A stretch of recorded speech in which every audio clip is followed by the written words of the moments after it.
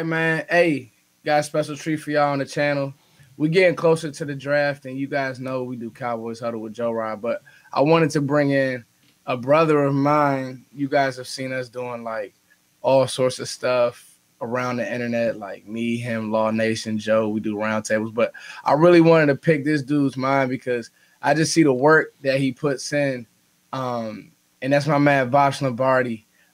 He's an amazing draft analyst. One of the guys before I even got really heavy on the YouTube scene. This dude had been killing it, been killing breakdowns. His breakdowns go viral, and that's the reason why, because he does great work. So, Voch, what's up, Holmes? Man, this is Voch Lombardi, a.k.a. Prince Rogers Nelson, a.k.a. Gaston Glock, John Wick, holding it down for the Doski Woski, man. It's almost time, man. We got a couple more days before this thing gets active. Let's run it.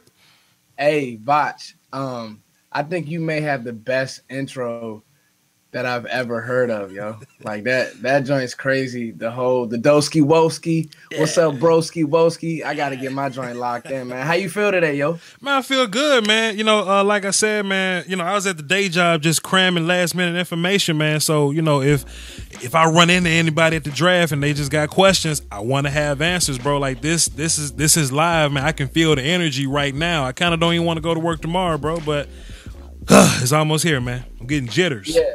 Yeah, I know today I was running around doing some music stuff, and in between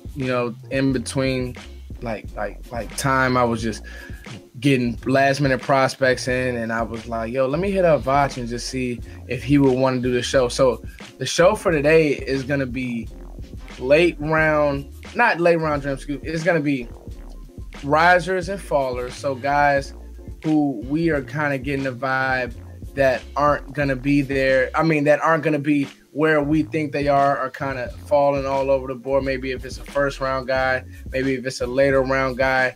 And then what was the other topic that we were going to hit by? Sleepers, risers, and fallers?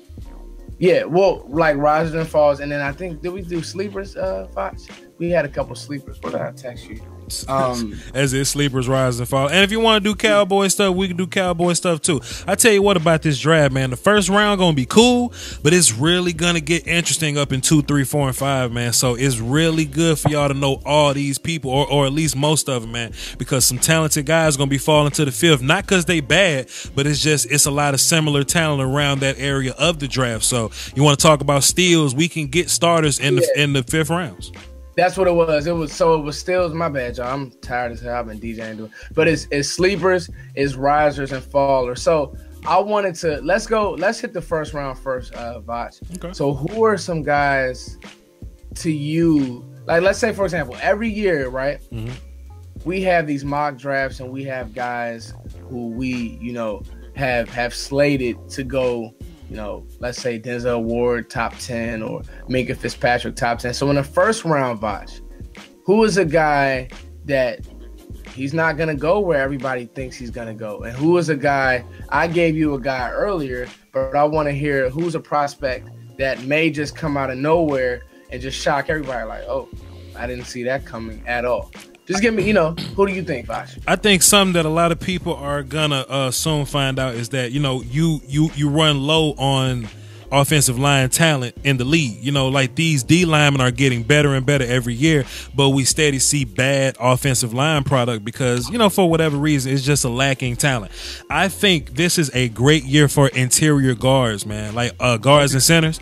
So, man, I think all those guys like Wynn, Hernandez, and James Daniels, I think they're definitely going to be first round guys. People want to talk about, hey, you can get Isaiah Wynn maybe at 35 or Hernandez in the 40s or something, Daniels later than that. I think all three of those guys, all those guards, they're gonna be first round picks, some higher than others. Okay, so it's the interior lineman for you. Mm-hmm. And is that just because it's not really a deep position group? Will that be teams saying, I can't get the guy that I want, maybe some later round guys like Braden Smith. I can't get the guy that I want to really come in and be impact in these later rounds. So because of that, I want to draft a guy earlier. Will that push a guy up? I think it's that. I think it's that. Plus, these guards are really good. Like when you look at Nelson, Hernandez, Wynn, and Daniels, those guys can really eat. When you look at what Zach Martin can do for an offensive line, what Brandon Scherf did, guards can make money nowadays, right? So you get those guards, you plug them in day one, they're gonna start and they're gonna be productive, and they're also gonna push guys down the board. No offense to Braden Smith, no offense to Austin Corbett, guys like that, but they're not on the level as these guys. They got traits missing. So get these guards early before they run out. I think it's gonna be a run on them. Okay, so Voch, you are the resident. You're not the resident. You're all around the board as far as draft goes. Really good evaluator. The draft is our thing, but I know you love evaluating offensive linemen. Mm-hmm. So paint a picture as far as the difference between Nelson and Hernandez. To me, it was always Nelson 1A, but Hernandez isn't so far off to me. Am I off? What do you think about that, Voch? If you had to tell both of those guys, and I'm just painting a picture here, if they had to kill a village full of people, right? Will Hernandez would run in with a light machine gun. He'll run in there with a rocket launcher, big truck running over people, violent, destructive, in your face. Isaiah Wynn is more so an assassin. He'll do it quietly. He got the bow and arrow. He'll crawl around the bushes with a knife in his mouth. Now, that's not to say that Isaiah Wynn can't be nasty or that Will Hernandez can't be finessed. You know what I mean? It's just that what these guys are really good at. They're five Justice League guys, and they all got different powers, but they all got different things that they do to to add to the whole thing. You know what I mean? So Hernandez, Will, Quentin Nelson is a combination of all these guys, but just those two. They're not lacking in other departments. They're just really good at one. So it is a 1A, 1B type of thing. It's not a clear cut better guy to me. Okay. So it's not even. All right, I like that. And yeah, just when you grade these guards, it's hard. Yeah, exactly. I was about to say, I'm looking at. So when I'm watching guards, I'm looking at movement, and I notice when it's the top tier guys, I kind of want to see. All right. He plays with power. He's able to scrape and watch guys and help off of his assignment. Can he get to the next level consistently? Think of guys like Kelsey for the Eagles. Even Zach Martin moves to the next level consistency. I know Ron Leary, he was more of a power guy. So when I'm looking at guards or rating guards or kind of, giving my thoughts on guards, that's what I think. Okay, let me ask you this, Voch. Give me a name of a guy. We hear Derwin, we're hearing Minka. Give me a name of a guy who we look up and let's say, the Cowboys at 19. You like, whoa, why didn't he go in the top 10 to 12 picks? Give me a name of one guy who, out of nowhere, he slides on Thursday. I think Rashaan Evans is way better than where he's projected to be going for whatever reason. He's my guy. He's like consistently ranked within the 20s or whatever, but when you look at him, he's a Sam linebacker, nasty, can run, can cover. Zone coverage gets a little wonky when you put him in space, but he's a Sam linebacker, so he's either going to be chasing tight ends and man, or he's going to be pass rushing. He doesn't necessarily have the biggest zone responsibility. Blitz him to cover that up. There are ways to hide his space deficiency or whatever, but he can shed blocks well, powerful dude, man. So people say that the class is bad or that it's boring. At the very, very top, it may look a little that way, but when you get from picks, I'll say 12 to 45, those guys get really interesting. And I think Rashaan Evans can be a day one starter at Sam, and if you're in a nickel package, put him at Mike. If you're in a dime package, put his hand in the dirt, let him rush. That's a knock that I hear a lot when it comes to Rashaan Evans, that he can't cover. And I just, I don't know if he was really asked to do that at Alabama. Look at who he played around. Minka, Ronnie, studs at corner, great D-line. I think he was just asked to go eat up blockers, go make tackle. You know what? That's what I saw on film. You wouldn't ask Rashaan Evans to cover just like you wouldn't ask Marcus Davenport to cover. You know, you as a coach, it's your job to put the player in best position to succeed. Okay, yes, maybe he's bad in space, but okay, he's also not a top 5 pick neither. You know what I mean? He has deficiency somewhere. But that's a damn good player at 19 you can get where you can plug him in and he can do things for you day one. No, I agree. I like that pick. So you think you have him just sliding because so you think that he should be over Leighton. I'm hearing now that Leighton is going to be pushed up. Mm-hmm. So you have him maybe sitting there at 19. Me personally, I think the way that this draft is going to turn out, I think Rashaan Evans will be able to pick. If let's say you're a Cowboy. You're the Cowboy sitting there on the clock. I think that you'll be able to pick Rashaan Evans at 19. Give me a higher guy, so a higher rated guy, Voch. It could be, let's say Mike McGlinchey gets pushed into the top 10. Who's gonna get pushed out? Who's gonna slide a little bit? Well, in my mock draft, give me some fire. Well, in my mock draft that I dropped today, I had Derwin James going to the Cowboys at 19. And I was just watching that. There we go. That's the fire I want. And look, man, when I was doing the mock draft, I wanted Hernandez at 19 because I've been beating this left guard drum since day one.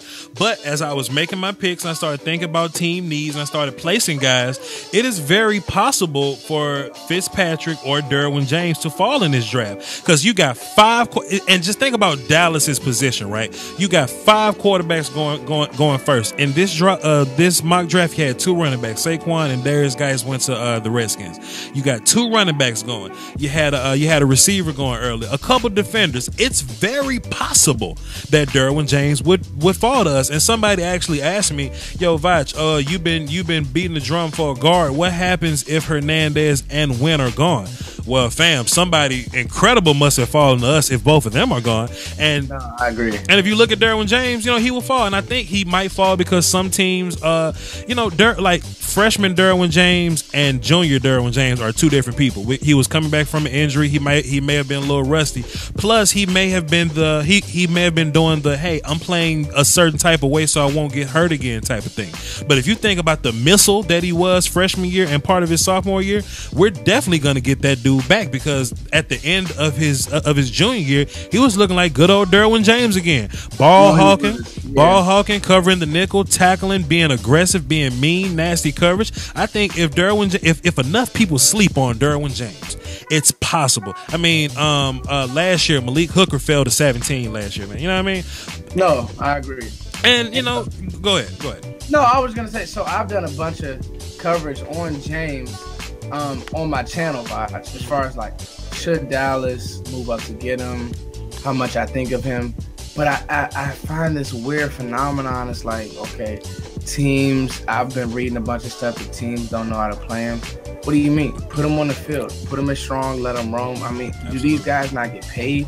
Yeah. Do these GMs, coaches, evaluators not have an imagination? You find good football players and you find a role for them. Yeah. To me, also, I've heard things that, well, he didn't want to work out for certain teams, so this, that, and the third. Listen, Derwin James he's put everything out there. Mm-hmm. You know what I mean? Versus a guy like Byron, who, this is not a knock on Byron, but he went to the combine, he blew it up. He does all these workouts, fantastic. But as a football player, I don't think that he's a great, I don't think that he's just that dog. I think he's a polished guy. But Derwin James just has that dog. So I like everything that you're saying about Derwin. Byron Jones had to work out for everybody. If you watch the film on Derwin James, you've seen enough. I saw some Cowboys fans like, why would Cowboys get Derwin James? He wasn't a 30 visit. It doesn't matter. If you've done your research, if you watch the film, you know the type of player you get. If you get an opportunity to get Derwin James and you not draft him because he wasn't a 30 visit, I'm picking a new team. I agree. No, I completely agree. And then the phenomenon with Minka was he a safety? Is he a corner? Again, he's a football player. I think he does. So with Derwin, I saw watching his film and noticed watching his film was Derwin can cover, but I like him around the box. Mm-hmm. I think that Minka is more of that center fielder, rangy.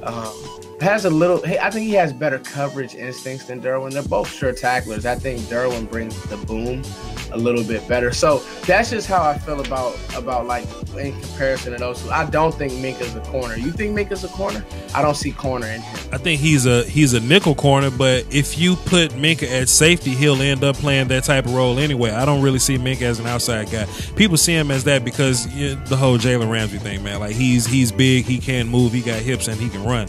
I don't think that's necessarily Minka's game. I think you let Minka chase people around, you put Minka in space, you let Minka diagnose the field or whatever. That's what he does. Derwin James is more so your animal that you put in tight situations, like man covering tight ends and chasing guys around the box and stuff, blitzing, things like that. That's more so Derwin James' game.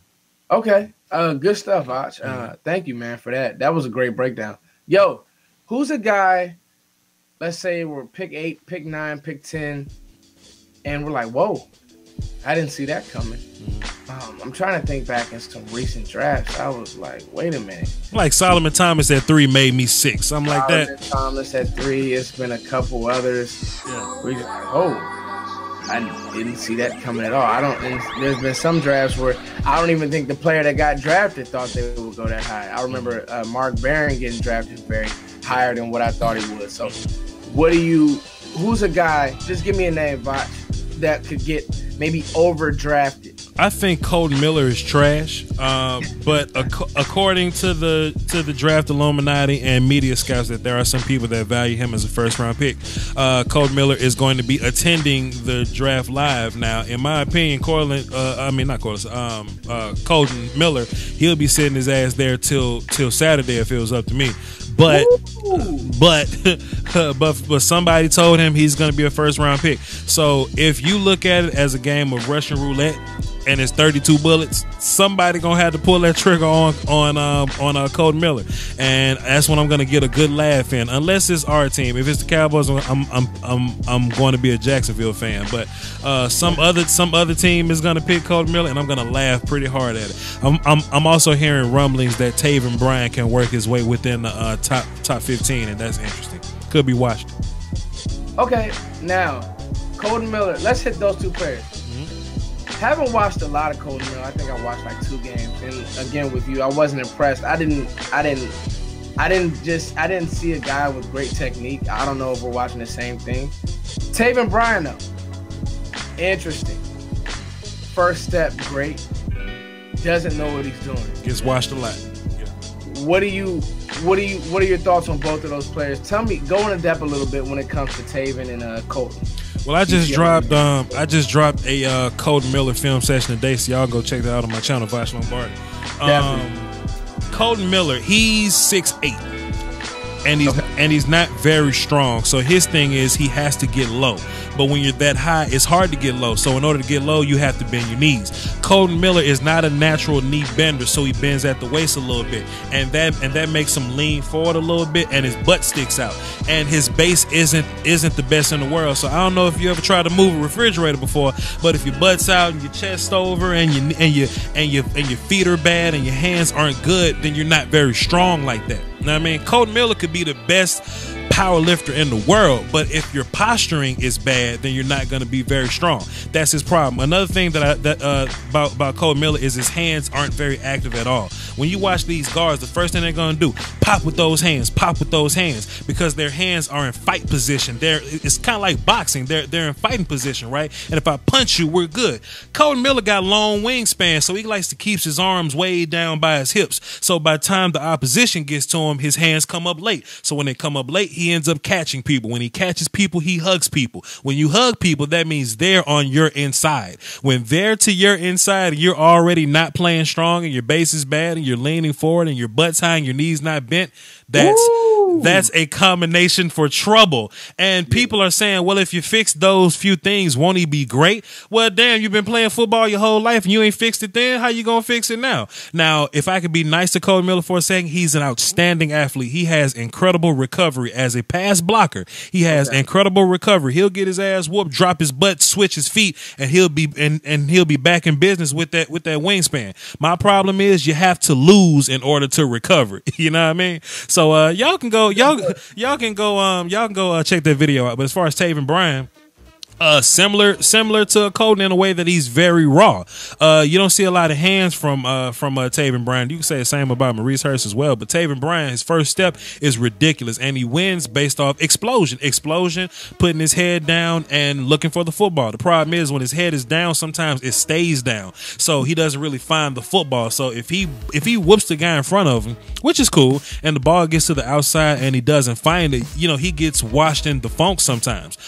He needs to get better at keeping his head up, dropping his butt, exploding with his hands, disengaging and finding and chasing guys. Instead, he just whoops the guy and say, "Hey, I whooped you. Now what?" You know what I mean? I think out of the 2 years or so that he played, he only had like 3 tackles for loss or something like that. And as a 3-tech, that's kind of terrible. I'm not stats guy. Somebody in the comments, go tell us what the exact number is. But he had less than 10 tackles for losses all year, and that was kind of rough for me. But yeah, Taven needs to definitely keep his eyes up and disengage. Woo, guys! I just want everybody on my channel, first and foremost, to understand that is what you get here, man. Just being able to listen to this dude, and I break down film, but Voch he's on fire with the breakdowns. He brings the heat. I have my eye, but this dude, that's a great breakdown, Voch. Seriously, I'm like, whoa, and you hitting it, man, with the hand placement, with everything. Appreciate great you, stuff, Voch. Thank you. Okay, so those are 2 good names, especially Taven. Like, when I'm hearing his name, I'm like, yo, okay. And then I went to watch him, and I was like really impressed. And then, so you really just kind of confirmed everything that I saw on both of those too. So great stuff. Voch, really quickly, before we get out of here, I want it doesn't have to be a bunch of names, but I want a couple names of late round guys, mid to late round guys, who are just kind of like your pet cats, but for whatever reason they're going late. It could be small school, it could be maybe a freak injury, it could be the Holton Hills of the world who just smoke too much weed, and they just smoke too much weed, but they're really good football players. So just give me a couple guys, and maybe we can exchange. I got a couple for myself, so let me know. I can give you 3 at every level.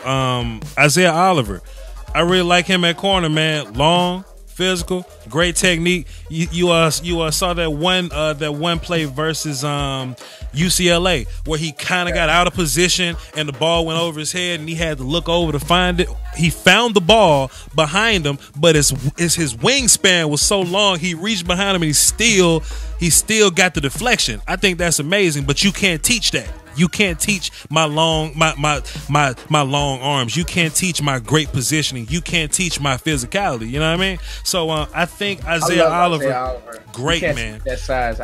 We were talking about that earlier. That's one of my ones. So he's probably going to be an early second round guy. Should be a first round guy. Plus he can run. Man, listen, I can make a case for the way the NFL is going. Likewise, I can make a case. He definitely is a one. Now, there's some guys that are quicker, and I think that maybe quickness gives him a little bit of trouble. But for those bigger receivers, man, Isaiah Oliver, he's so long. You just can't teach size. And he's in a class full of short corners. You know what I mean? So you can definitely make the case that he can be a first round guy. On the next level, I got B.J. Hill from North Carolina State. If you watch my Senior Bowl practice pass rush videos, I kept talking about those red helmet gangsters, him and Justin Jones out there just whooping everybody. I think North Carolina State had the best defensive line in college football. It was Justin Jones, Kentavious Street, B.J. Hill, and Bradley Chubb, of course. But man, you got to think maybe Bradley Chubb kind of got off the way he did because he had some gangsters in the middle with him. You know what I mean? So you can go watch film on those guys, man. B.J. Hill is fast for a big guy, I would say. He could play 3 and 1. He's mostly going to be a 1, though, mostly. Great with his hands. Spin move is nasty. Quick for the inside, man. I would definitely take a look at B.J. Hill, maybe late second, early third. And, I like B.J. Hill a lot. And, big dog that's just been getting overlooked, man. Shaquem Griffin. That's my guy. That's my dude. Like, if that dude had 5 more fingers, that's a first round pick, man. And, it's rough. It's rough that he's been dropped down these boards, man. But, I always tell people, if you want to know how to feel about Shaquem Griffin, cut on the Auburn tape. It's a championship atmosphere versus a top 10 team, top 5 team, really, till they just lost the SEC championship or whatever. But he chased guys and tackled them. He was fast, sideline to sideline. He disengaged from blocks. I think he had a pass deflection. He may or may not have picked up a fumble. Come on, guys. He covered tight end, shut him down. But what I like the most about Shaquem Griffin, after doing everything on defense, at the end, when Auburn was losing and they had to throw the ball, man, that kid lined up at pass rush and whooped the right tackle and chased the quarterback Jarrett Stidham all around, fam. And he eventually sealed the pseudo national championship for UCF, man. I love Shaquem Griffin. It's a shame that he's going to be a 3rd, 4th round pick. Should be a 1st, man. Wow, great names, Voch. I think you hit those on the head, especially like with the Shaquem Griffin hit. That's great stuff. I just got a couple guys for you. I'm gonna just give you 2 names that I want. I've been doing a bunch of coverage on a lot of these players, but I like Darius Fountain. What school did he go to? I wrote it down. Northern Iowa. Northern Iowa kid. Listen, it's something about the way he attacks the ball that I really like. Very raw, but I really like the way that he attacks the ball, the way he plays the ball in the air. His play strength is really good, so that's a name to keep an eye on. And then I went with Troy Fumagalli from Wisconsin, tight end. Now, the Cowboys, and this is a Cowboy related channel, obviously, and I know you do everything for the whole league, but you are a Cowboys fan, but the thing I like about Fumagalli is he really is like a poor man's Witten. Blocks. What do you think? What do you think about? Say it again, Fush. Your signal went out. What I think about Fumagalli? He is a complete tight end. Like I will say I'll say he's not amazing at anything. You know what I mean? But as a complete player, though, you have got to respect a complete tight end in a tight end era full of inline receivers. You know what I mean?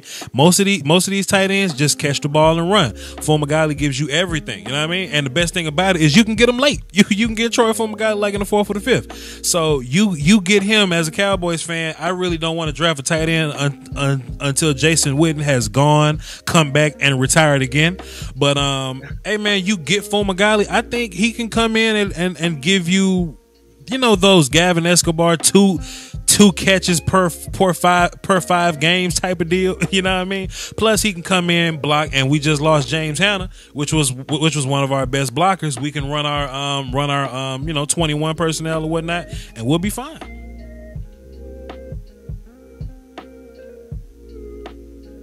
Lost you again, Fuzz. I lost you again. Okay, there you go. You got me now, Voch? I got you.